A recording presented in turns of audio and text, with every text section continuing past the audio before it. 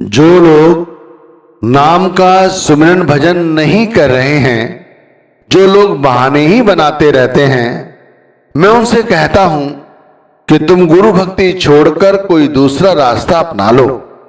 क्योंकि गुरु भक्ति करने में सबसे बड़ा काम है नाम का सुमिरन करना और भजन करना, जो हमसे नहीं बनता। और बनता इसलिए नहीं है कि हम बहाने बनाने के आदी हो चुके हैं। बहाने भी हमारे बेतुके हैं, उनकी कोई तुक नहीं है, कहीं तक उनका जीवन से कोई यथार्थ का लेना देना नहीं है। लेकिन हमारी एक मानसिकता है जो हमने बना रखी है, जिस वजह से हम नाम का सुमिरन नहीं कर पाते। भाई उन लोगों से पूछो जो लोग नाम का सुमिरन भजन करते हैं, उनके पास भी बहुत सारी परेशानियां हैं।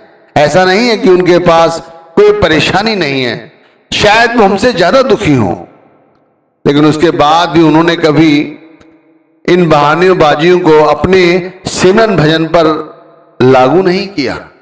उन्होंने मुस्तैदी से अपना काम किया और हम लोग सुबह उठने से पहले ही बहाने बनाकर पड़े रहते हैं कि चलो शाम को नाम का सुमिरन कर लेंगे, अगले दिन कर लेंगे। ना वो शाम आती है, ना वो अगला दिन आता है, और एक दिन करते करते जाया हमने पता नहीं कितने वर्ष अब तक जाया करती हैं। और बहाने बनाने हमने नहीं छोड़े। बहाने भी कैसे हैं? कोई कहता है कि मेरी किस्मत ही खराब है, शायद मेरी किस्मत में नाम का सुमिरन भजन नहीं लिखा। मैं उस व्यक्ति से पूछना चाहता हूं कि गुरु ने नाम दान दिया है तो उन्हें तुम्हारी किस्मत का नहीं पता? उन्हें पता था भाई कि तुम नाम का सिमरन भजन कर सकते हो, तुम में ताकत है वो, इसीलिए उन्होंने नाम दान दिया। लेकिन किस्मत का ठीक रहा, सर फोड़ते हो इस तरह कि मेरी किस्मत में नाम भक्ति भजन बंदगी नहीं है। क्यों? क्योंकि हम बहाने बनाते हैं, इसलिए भाई हमारी किस्मत में भजन बंदगी नहीं है। कुछ लोग कहते हैं मेरे बच्चे लायक नहीं हैं, मैं इसलिए सिमरन भजन नहीं कर पाता। आप बताइए, बच्चे लायक नहीं हैं, इससे सिमरन भजन का क्या लेना देना?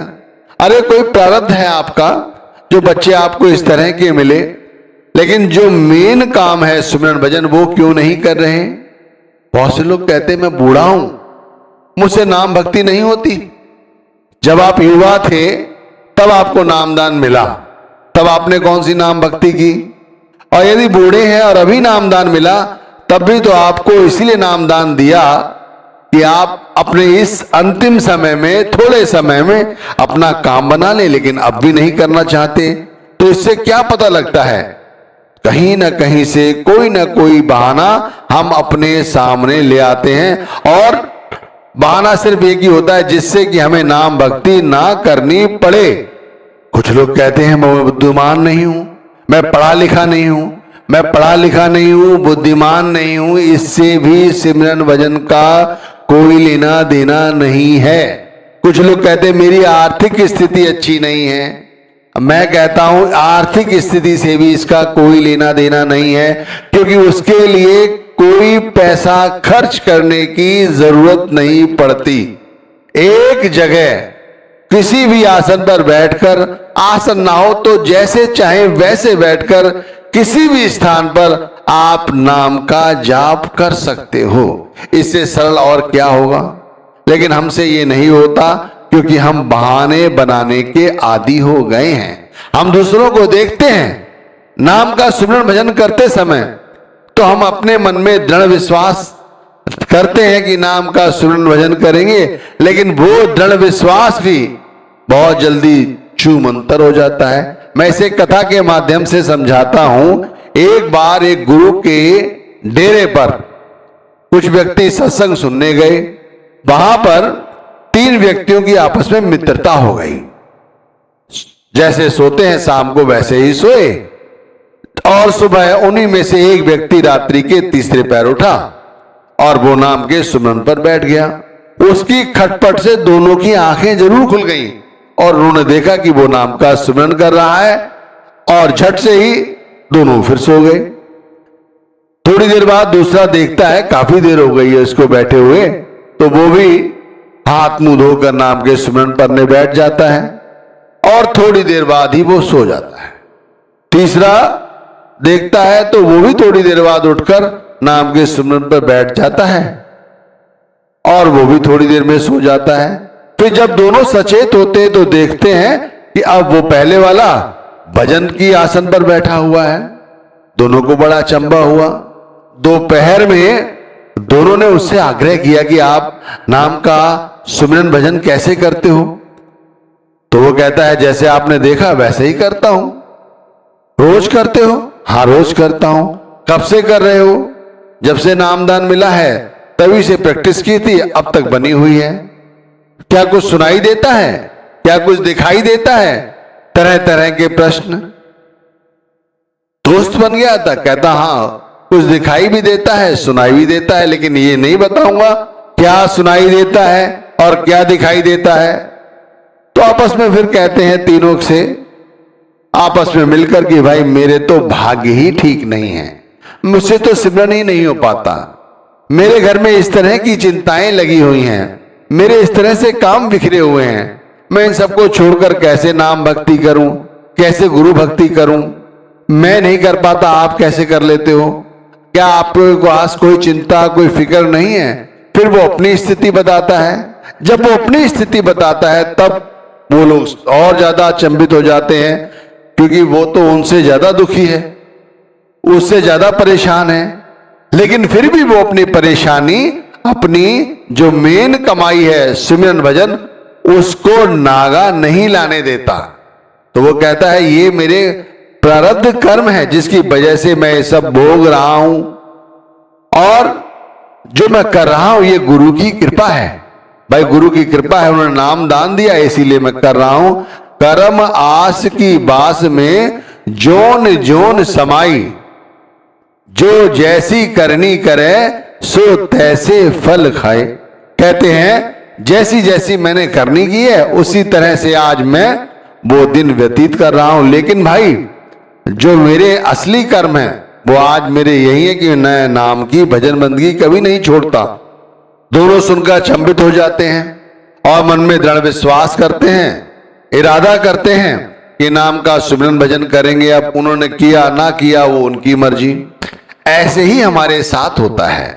हम लोग सभी सत्संग सुनते हैं और वहां कॉल भरते हैं कि हम नाम का सुमिरन भजन करेंगे। ऐसे ही हम सभी के साथ होता है कि हम लोग बहाने बनाते हैं। ध्यान रखना, सुमिरन भजन एक ऐसा जरिया है अपने गुरु से, अपने परमात्मा से मिलने का, जिसके बारे में जितना अनुभव करोगे उतना पाओगे। ऐसा लगता है जो लोग सुमिरन भजन करते हैं वो पाते हैं कि गुरु उनसे उस समय मिलते हैं, वो अपनी बात मन की गुरु से कहते हैं, गुरु की बात सुनता है, समझता है, परेशानियों को जानता है और फिर उनका निवारण कर देता है। इस कलयुग में कोई व्यक्ति सुखी नहीं है, हर व्यक्ति दुखी है। अब इन दुखों का कारण केवल ये नहीं कि हम अपना दुनियावी काम धंधे करते रहें लेकिन परमार्थ का कार्य ना करें। हमें चाहिए कि भाई दुनिया के काम करते करते परमार्थ का सबसे पहले काम करें। उसमें कोई बहाने ना बनाएं कि आज नहीं कर रहे हैं शाम को कर लेंगे, शाम नहीं कर पाते तो कहते हैं सुबह कर लेंगे। दफ्तर जाते हैं, दुकान खोलते हैं, और भी सारे काम है, कोई रिश्ते नाते हैं, वहां जाना है तो वहां भी चले जाएंगे, फंक्शन अटेंड कर लेंगे, लेकिन ये काम नहीं हो सकता। क्यों नहीं हो सकता? क्योंकि हम ये लोग काम करना नहीं चाहते। अगर हम लोग ये काम करें तो फिर ये सत्संग करने की जरूरत ना पड़े, ये कहने की जरूरत ना पड़े कि भाई इस तरह के बहाने बनाना छोड़ दो। आप देखो गुरु की संगत कितनी बड़ी हो है, गुरु की संगत चाहे कितनी भी बड़ी हो, लेकिन यदि उनमें से चंद लोग ही नाम का सुमिरन भजन करते हैं, बाकी लोग नाम का सुमिरन भजन नहीं करते, तो उस गुरु से पूछो कि उसके मन पर क्या बीतती होगी कि मेरी सूरत और मेरी बातें सुनने तो बहुत सारे लोग आते हैं, लेकिन वाकई में कोई कोई ऐसा बिरला है जो मेरे सच्चे दर्शन करता है या मेरी सच्ची सीख लेकर यहां से जाता है। मैं कहता हूं भाई, रोज सीखो, रोज गुरु के सत्संग सुनो, लेकिन उन्हें अमली जामा भी पहनाओ। गुरु से बात करनी है, गुरु से दिल के तारों को जोड़ना है, तो केवल जरिया सुमिरन भजन ही है, दूसरा कोई जरिया नहीं है। दिल खोलकर गुरु से बात करो, गुरु अपनी बात सुनने के लिए बैठा है। बाद में पछतावे के अलावा कुछ नहीं बचेगा, क्योंकि भाई जब हमें कोई असाध्य रोग लगता है जो ठीक नहीं हो सकता, उस समय ये लगता है कि पता नहीं आप कितना समय शेष है, तब नाम जपना शुरू करते हैं। उस समय भाई हमारा मन नाम के साथ नहीं जुड़ा, ना जुड़ पाता है, तब भी चिंता परिवार की, कारोबार की, शरीर की ही रहती है।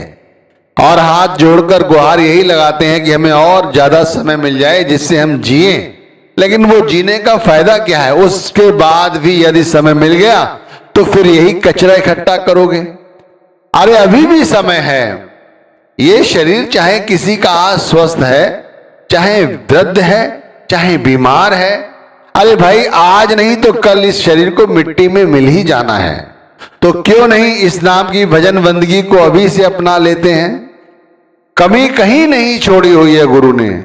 नाम दान दे दिया है, नाम जपने का तरीका समझा दिया है, नाम के साथ किस तरह लिप के तारों को जोड़ा जाता है, नाम भजने से क्या क्या नहीं मिलता, सब कुछ मिल जाता है। यहां तक कि बार बार 84 लाख योनियों की जिया जून में भी भटकने की जरूरत नहीं रहती। फिर भी हम लोग अभागे हैं जो गुरु भक्त